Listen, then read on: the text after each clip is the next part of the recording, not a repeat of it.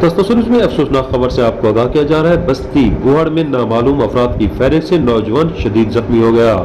जख्मी को फौरी तौर पर तहसील हेडक्वार्टर अस्पताल तौसा मुंतकिल कर दिया गया।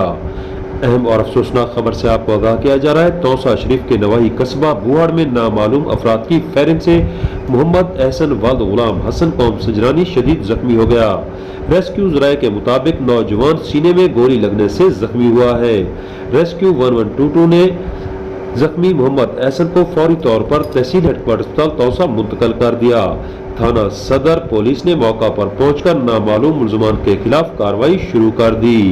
अहम खबर से आपको आगाह किया जा रहा है। तौसा शरीफ के नवाही कस्बा बस्ती बुआड़ में नामालूम अफराद की फायरिंग से नौजवान मोहम्मद एहसन वल्द मोहम्मद हसन कौम सजरानी शदीद जख्मी हो गया, जिसे फौरी तौर पर तहसील हेडक्वार्टर अस्पताल तौसा मुंतकिल कर दिया गया है।